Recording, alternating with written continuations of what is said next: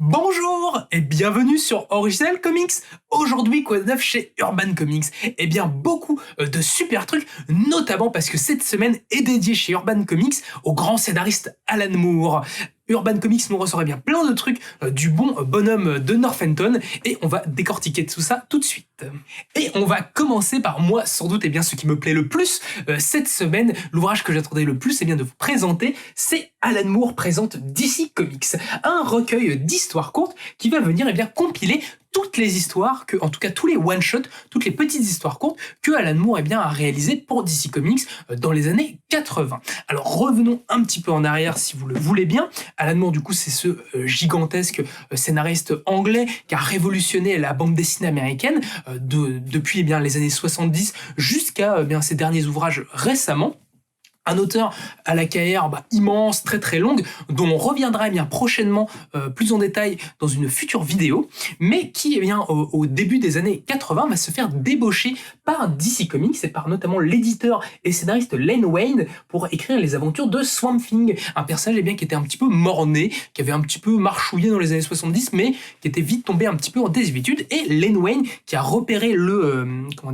talent de Moore en fait au Royaume-Uni, notamment sur V for Vendetta ou encore sur Miracle Man, va décider de lui demander de reprendre le personnage, et Alan Moore va s'exécuter et va créer sans doute une des œuvres les plus marquantes de ces années 80, même l'une des œuvres les plus marquantes du comics, en prenant Swamp Thing, en le détruisant, en le recréant, et en faisant toute une histoire presque d'amour sur le lien en fait entre l'homme et la nature, notre rapport au végétal et toutes les considérations philosophiques que ça peut engendrer, tout cela encapsulé dans un récit d'horreur absolument glaçant, fantastique, tout ce que vous voulez. Et du coup, avec ce Swamp Thing, Alan Moore, ça va devenir vraiment la grosse coqueluche de DC Comics, ça va devenir la star montante qui va, quelques temps après, créer un projet très très ambitieux avec Watchmen, du coup, on n'a plus besoin de vous présenter, l'œuvre matricielle, disons, de Moore, et surtout l'œuvre qui a fait passer un petit peu le comics à l'âge adulte, en tout cas à son adolescence, sa jeune vie d'adulte, si on peut dire, qui a une histoire, disons, pareil, assez rocambolesque, que Alan Moore en fait a construit à la base pour les personnages de Charlton Comics, qui avait été racheté par DC Comics, notamment le personnage de la question, Captain Atom, Blue Beetle, etc., qui ont été rachetés assez récemment, et du coup DC Comics avait envie de les mettre en avant, et Alan Moore avait proposé à la base Watchmen autour d'eux. Cependant, du coup, DC Comics, une fois qu'ils ont lu ça, ils se sont dit, mais attends, mais tu vas complètement nous les flinguer, nos personnages, on pourra plus jamais les utiliser. Donc, du coup, il s'est inspiré des personnages de Charlton Comics pour créer Watchmen. Et du coup, ça a été une œuvre extrêmement marquante, qui a eu un succès critique et surtout financier absolument mirobolant pour l'époque. Et c'est à partir de ce moment-là où les relations entre DC Comics et Alan Moore vont pas mal se compliquer, notamment à cause en fait de royalties non versées à Alan Moore. Mais je vous dis, ça, on rentrera un peu plus dans le détail prochainement. Mais avant de se barrer complètement de DC Comics, Alan Moore a eu le temps de réaliser pas mal d'histoires mettant en scène les personnages de cet univers, et toutes ces histoires complètement légendaires sont regroupées dans ce Alan Moore présente DC Comics. Alors on va un petit peu décortiquer ce qu'on va y trouver. On va notamment y trouver les séries en fait sur Superman que Alan Moore a réalisées, qui sont pour moi parmi les meilleures histoires jamais écrites sur le personnage, notamment une histoire très marquante où Superman va être, disons, plongé dans une torpeur, dans un rêve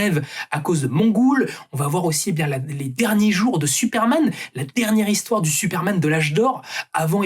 sa fin tragique et sa renaissance après Crisis on Infinite Earth et le Man of Steel Dungeon Burn, une histoire qui est vraiment super chouette, qui rend hommage à toute l'histoire moderne, un peu du personnage, en tout cas moderne, à l'époque, dessiné par l'auteur Curt Swan, qui était le dessinateur vraiment iconique de Superman dans les années 70 et dans les années 80, et qui sera ancré par George Perez, l'auteur, disons, vraiment culte des années 80 et 90, c'est du coup dessinateur de Crisis on Infinite Earths, et qui représentait à l'époque la génération suivante, donc du coup c'est la génération d'avant, ancrée par la génération nouvelle, du coup une espèce de passage de relais qui était vraiment très très chouette.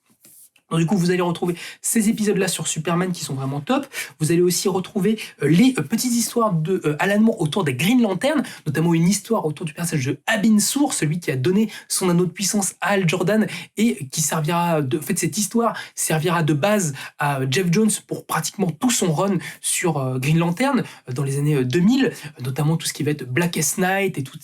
etc., etc. Donc, du coup, comment en 15 pages, Alan Moore a créé une histoire avec laquelle, eh bien, Jeff Jones a fait 6 ans.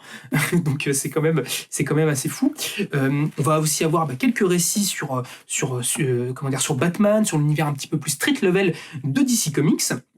Des histoires pas forcément aussi marquantes que les premières, mais qui sont vraiment assez chouettes. Notamment, on peut le voir collaborer avec des auteurs assez cool de l'époque, notamment Klaus Johnson. Et surtout, le gros truc en plus de ce DC présent, de Alan Moore présente DC Comics que Alan Moore, que Urban Comics nous apporte, c'est en fait le script non achevé et surtout, la proposition non achevée et non réalisée d'une histoire que Alan Moore devait faire pour DC Comics avant de se barrer, qui s'appelait Twilight of the Super Heroes et qui était censée en fait être une suite à Crisis on Infinite Earths et qui devait bien redéfinir le genre du super-héros pour les années à venir.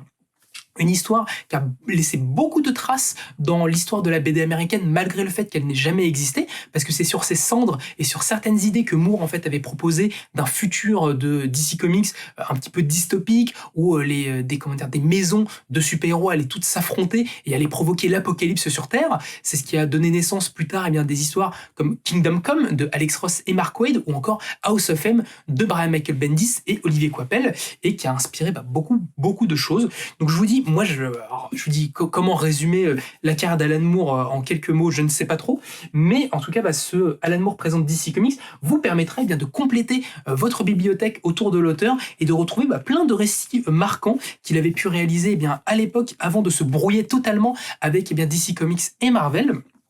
Et surtout, moi, je trouve que c'est des histoires en fait hyper intéressantes parce que au-delà du côté, je vous dis, Alan Moore aujourd'hui, c'est presque un monstre sacré, quoi. On considère que c'est l'auteur des auteurs, quelqu'un d'extrêmement intellectuel qui fait des histoires complexes, des histoires denses et toutes ces choses-là qui peut être parfois un petit peu effrayant, quoi, parce qu'on a peur de s'y lancer. Ce Alan Moore présente DC Comics, ça nous montre aussi que Alan Moore, ça pouvait être un excellent mercenaire. Et c'est pour moi parfois comme ça qu'on reconnaît les meilleurs auteurs, c'est-à-dire c'est les gens qui, quand ils ne réalisent pas des choses en fait intimes, des choses qui leur tiennent vraiment à cœur, arrivent quand même à trouver des biais sur des personnages qui de base ne leur auraient pas forcément parlé, de trouver, on leur dit tiens, je te laisse tel personnage, telle histoire, t'as telle contrainte, et vas-y fais-moi quelque chose. Et la plupart du temps, Alan Moore, il réussissait toujours à trouver l'idée, trouver le petit truc qui faisait que son histoire allait être plus dense, plus intéressante, plus fouillée et plus passionnante que les autres.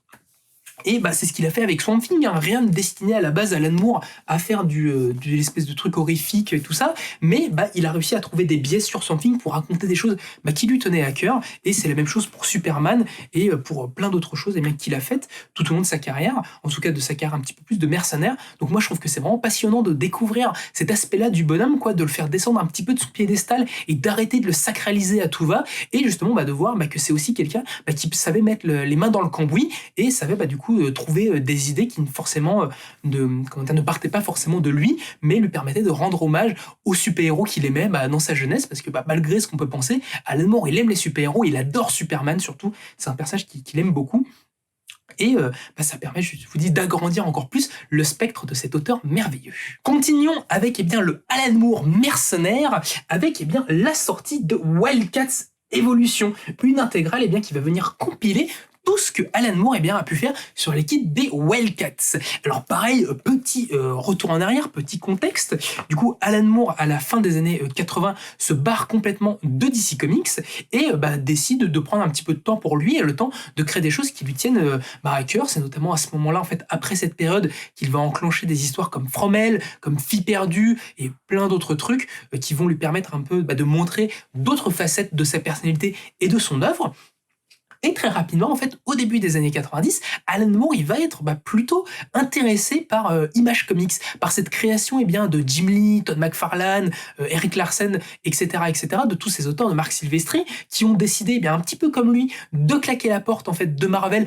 parce qu'ils n'étaient pas en fait assez considérés artistiquement et aussi en termes de royalties et toutes ces choses-là, et qui ont créé du coup cette enclave dans laquelle ils ont leur totale liberté et peuvent raconter tout ce qu'ils ont envie. Et très rapidement, ces auteurs, ils vont avoir envie de draguer un petit peu Alan Moore. Ça va commencer par Todd McFarlane, qui va lui demander d'écrire sur Spawn. Du coup, Alan Moore va écrire une histoire assez chouette sur Spawn et des petits trucs un petit peu par-ci par-là, notamment sur le personnage du Violator.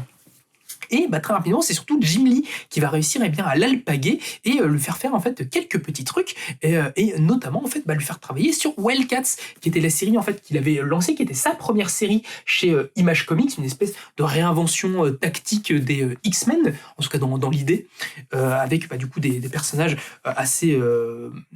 assez dantesques, très bourrins comme l'époque un petit peu le voulait, mais comme pas mal d'histoires en fait de Image Comics de l'époque, ça met beaucoup l'accent sur les dessins, sur un côté très explosif, mais le scénario derrière, c'est pas forcément le plus intéressant, ou c'est pas forcément pour ça que les gens viennent, et c'est pas sur ça que les dessinateurs mettent l'accent, parce que à la base, c'est pas forcément sur ça qu'ils sont connus. Très rapidement, Jim Lee, lui, il se rend compte un petit peu de ça, qu'il faut qu'il donne un petit peu de matière aux séries qu'il fait et de donner en fait ça à des auteurs assez sympas et surtout des vrais scénaristes qui auront des choses à raconter. C'est ce qu'il va faire notamment avec Stormwatch en le confiant à Warren Ellis, et c'est ce qu'il va faire avec les Wildcats en demandant à Alan Moore de réaliser un cycle sur ses personnages. Et Tonton Moore, quand il va arriver sur l'équipe, déjà il va être accompagné de pas mal de très bons dessinateurs, notamment Travis Charest, qui était un des protégés de Jim Lee et qui a un style vraiment hyper précis, très intéressant, qui va vraiment muter au fur et à mesure de ces épisodes sur Wildcats pour partir vers quelque chose d'un petit peu plus, à la fois un peu plus abstrait dans la mise en scène, mais quelque chose d'encore plus précis dans les expressions des personnages, dans leur design et dans tous ces trucs-là. Et en fait, Moore, lui, ce qu'il va décider de faire avec les Wildcats, c'est comme ce qu'il fait en fait assez régulièrement, c'est de tout détruire pour tout reconstruire. Et il va faire arriver en fait les personnages de Wildcats sur leur planète un petit peu d'origine. Pour vous rappeler, en fait, les personnages de Wildcats, c'est des espèces de mutants, de croisements génétiques en fait entre une race extraterrestre et des humains qui ont été créés en fait pour combattre une autre race extraterrestre qui, depuis des décennies et des décennies, se font la guerre entre elles. C'est une guerre en fait qui semble séculaire, qui semble jamais s'arrêter, et au bout de quelques temps, avec Alan Moore, les personnages de Wildcats vont retourner sur leur planète d'origine et découvrir que cette guerre séculaire n'avait lieu que sur Terre, et que depuis des centaines et des centaines d'années, sur leur planète d'origine, la guerre avait complètement cessé. Et ça va complètement retourner les personnages et faire partir l'histoire et l'intrigue de Wildcats dans quelque chose d'un petit peu plus politique, d'un peu plus grinçant, avec ces personnages qui vont découvrir un petit peu que leur combat n'avait pas de sens, n'avait plus de sens parce que la guerre était terminée, et rentrer un petit peu plus dans la société un petit peu qui les a fait naître, et voir un peu toute la complexité que cela peut revoir. Du coup, on va voir Moore qui va nous parler, je vous dis, beaucoup de révolution, beaucoup de politique, beaucoup de choses très dignes d'un thriller dans ce Wildcats Evolution, et qui sont vraiment, ma foi, fort intéressantes, et qui sont assez chouettes pour voir comment, de partir de personnages, disons, assez unilatéral, Moore arrive à nous construire une saga vraiment assez passionnante, qui nous tient pas mal en haleine, et surtout pas mal renforcée par les dessins de Travis Charest et de beaucoup d'autres dessinateurs qui vont illustrer tout ceci. Et au milieu des années 90, une fois que Moore a fait justement un petit peu le mercenaire pour Todd McFarlane, pour Jim Lee, sur Wildcats et sur d'autres trucs liés à Spawn,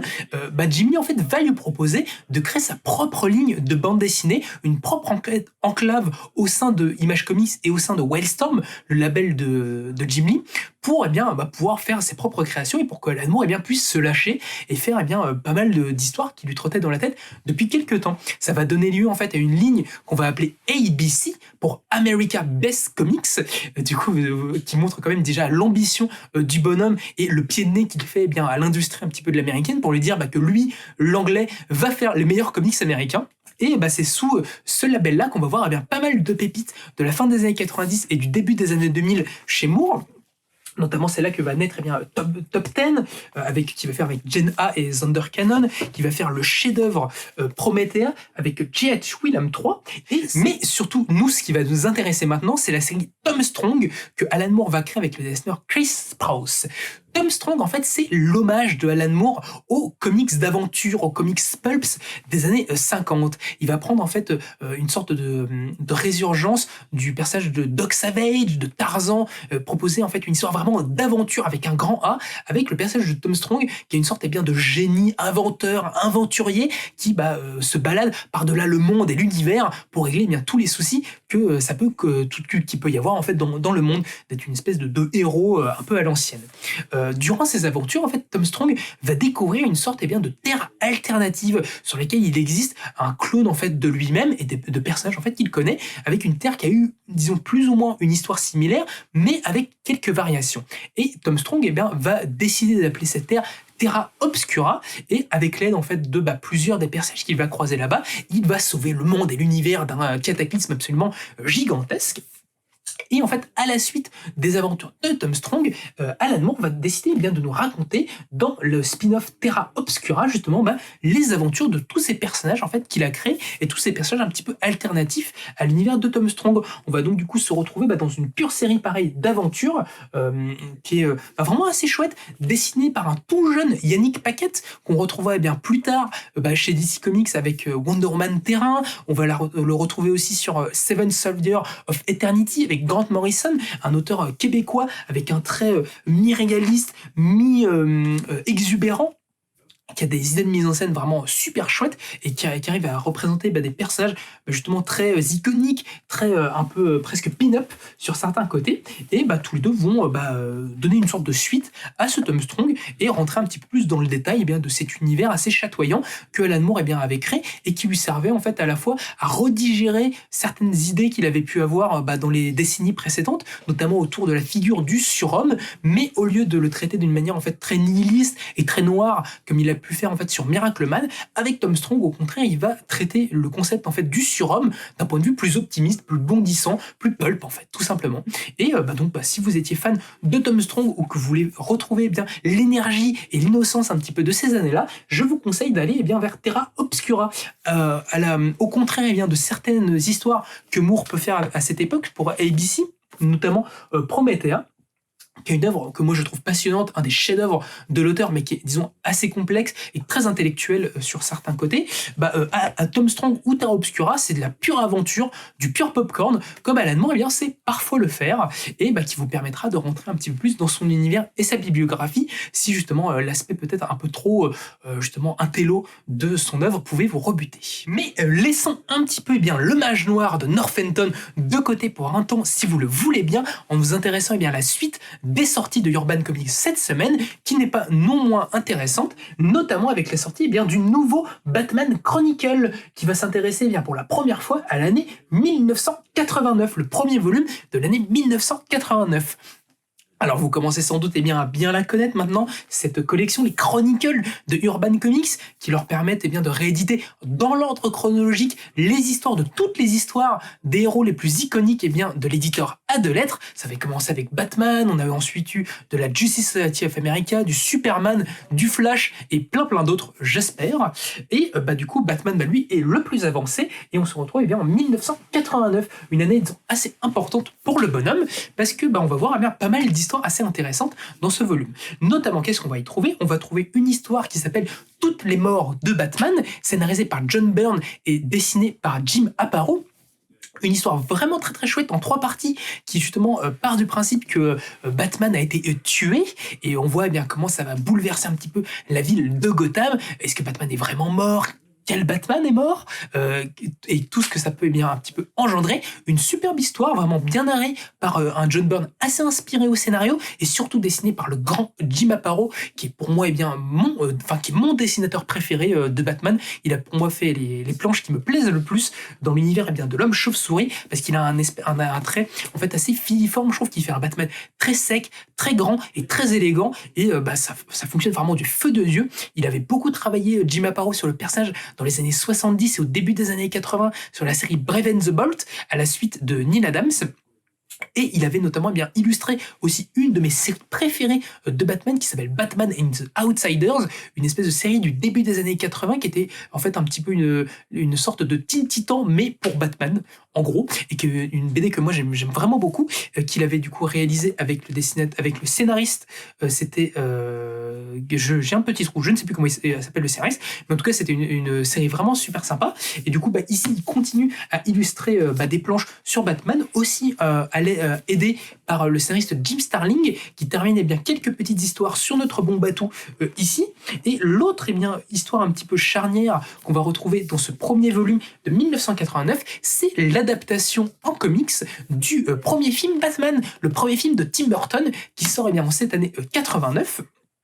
et qui va pas mal bouleverser le monde de notre petite chauve-souris. L'adaptation en comics du film en fait va être réalisée par Dennis O'Neil, du coup qui est le directeur éditorial de Batman à ce moment-là, et dessiné par Jerry Ordway, pareil un dessinateur vraiment assez ancien de DC Comics, mais moi que j'apprécie beaucoup, qui a fait beaucoup de Shazam dans les années 80 et début 90, qui a fait beaucoup de Justice Society of America avant le reboot de Crisis on Infinite Earths, un auteur qui continue encore de travailler chez DC Comics actuellement sur beaucoup de projets avec Jeff Jones, donc du coup quelqu'un vraiment d'assez historique, et tous les deux du coup vont adapter cette histoire, mais c'est au-delà de l'adaptation en elle-même, c'est surtout ça marque le changement en fait que va apporter Tim Burton presque à l'univers de Batman, parce qu'il va vraiment recentrer le personnage sur un univers très gothique, très noir, et va le replonger un petit peu bien dans ses racines. Tout ça aidé évidemment par toute la direction artistique, par les acteurs qui vont être très marquants, avec Julien Lepers, avec Jack Nicholson, et avec du coup la musique de Danny Elfman, Immortel Music, qui est vraiment exceptionnel, un des meilleurs travaux de Danny Elfman, si vous voulez mon humble avis. Et tout ça va un petit peu commencer à faire bifurquer Batman, qui était redevenu quelque part très sérieux déjà à la fin des années 80 avec Frank Miller, avec Batman année 1, avec Dark Knight Returns et tout ce qu'on a dit précédemment dans les Batman Chronicles, mais tout ça va vraiment s'ancrer avec ce premier film et surtout le début de pas mal d'histoires assez marquantes qui vont nous arriver dans les débuts des années 90, mais ça je pense qu'on en reparlera au moment où ça sortira. Et enfin, on termine cette semaine avec la sortie événement du 11e volume de Saga, la cultissime série de Brian Kevogan et Fiona Staples. Alors pareil, est-ce que j'ai encore besoin de vous présenter Saga, l'un des comics les plus primés et les plus loués de ces dernières années? Je ne sais pas trop, mais je vais m'y risquer rapidement. Saga, du coup, pour les trois du fond qui ne se seraient pas encore mis, c'est une fresque de space fantasy qui va raconter l'histoire de deux personnages, Marco et Alana, qui sont deux êtres qui vivent sur des planètes un petit peu jumelles, qui se font la guerre depuis des centaines et des centaines d'années. Sauf que Marco et Alana, ils vont tomber amoureux sur le champ de bataille, et ils vont consommer leur amour et avoir une petite fille. Et à partir de là, ils vont décider de fuir totalement cette vie et de tenter de se construire quelque chose. Sauf que le fait qu'ils aient pu avoir un enfant, c'est la preuve pour leurs deux espèces que quelque part ils peuvent s'entendre, que la guerre peut se terminer. Et ça, les politiques et les complexes militaro-industriels de chacun n'ont absolument pas envie que ça s'arrive. Et du coup, ils vont envoyer des chasseurs de primes et bon nombre de problèmes aux fesses de Marco et Alana,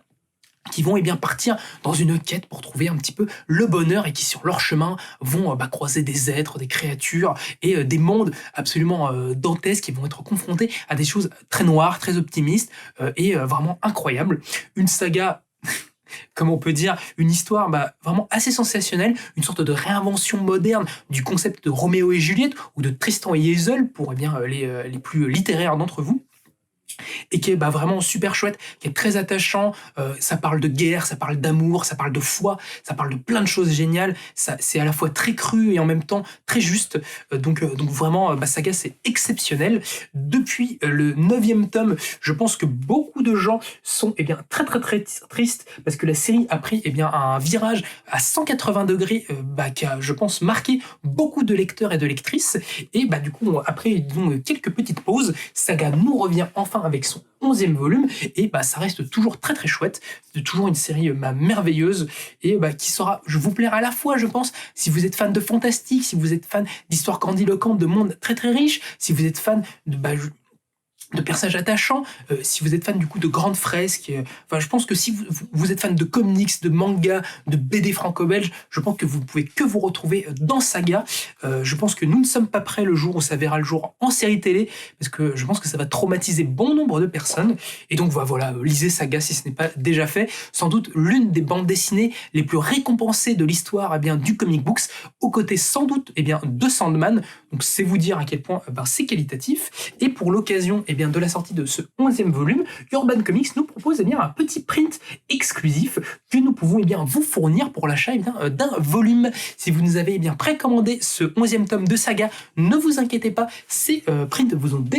ont déjà été glissés dans vos commandes. Et si vous souhaitez l'acquérir, je vous encourage à acheter des volumes de Saga très très prochainement, parce que nos stocks sont limités, et donc quand il n'y en aura plus, il n'y en aura plus.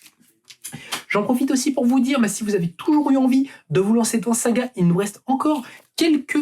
petits coffrets découvertes, où vous avez un tome pour le prix d'un, enfin 2 tomes pour le prix d'un, qui était fait par Urban il y a quelques années. Donc du coup, de quoi commencer cette merveilleuse série si ce n'est pas encore déjà fait.